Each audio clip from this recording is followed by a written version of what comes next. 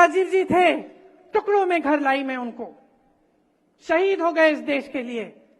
हाँ, राजीव जी थे, टुकड़ों में घर लाई मैं उनको।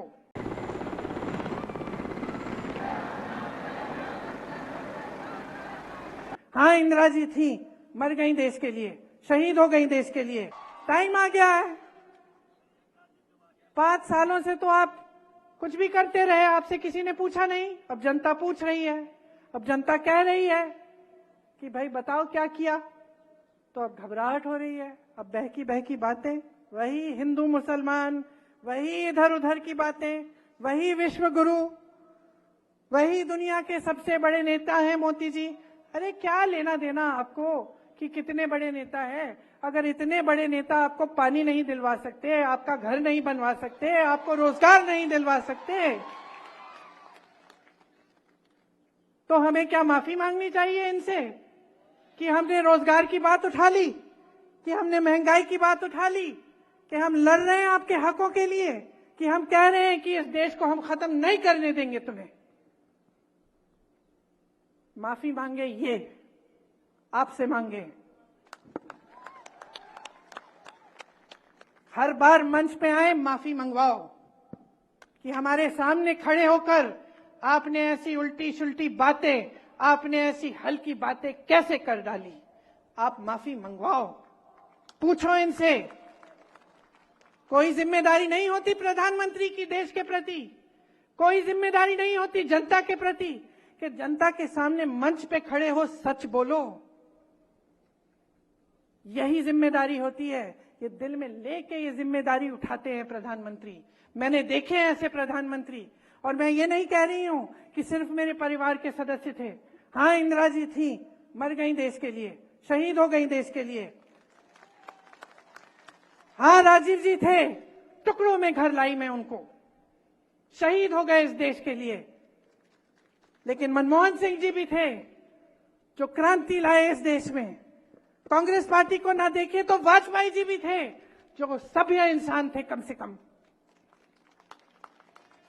और मैं दावे के साथ कह सकती हूं कि ये देश का पहला प्रधानमंत्री होगा जो आपके सामने इस तरह से झूठ बोलता है, जिसके दिल में इतनी भी भावना नहीं है कि मैं जनता के सामने बोल रहा हूं, मेरे मुंह से सच निकलना चाहिए। इन्होंने कितनी गाली दी हमारे परिवार को, इससे हमें कोई परवाह नहीं है। किसी को नहीं छोड़ा, मां को नहीं छोड़ा, पिता को नहीं छोड़ा, दादी को नहीं छोड़ा, दादा को नहीं छोड़ा, परदादा को नहीं छोड़ा, भाई को नहीं छोड़ा, पति को नहीं छोड़ा। कोई बात नहीं करते रहे। 56 इंच का इनका सीना नहीं है, इनका सीना नहीं है, लोहे के सीने हैं हमारे। करते रहें, लेकिन देश के सामने इस तरह के झूठ बोलना, इस स्तर पे आना देश के सामने कि कोई राजनीतिक दल आके एक्सरे लेकर आपके घर में घुस के, मतलब मजाक की बात है।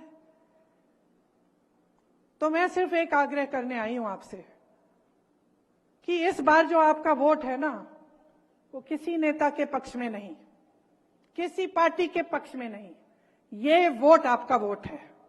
अपने देश को दो, इंडिया को दो।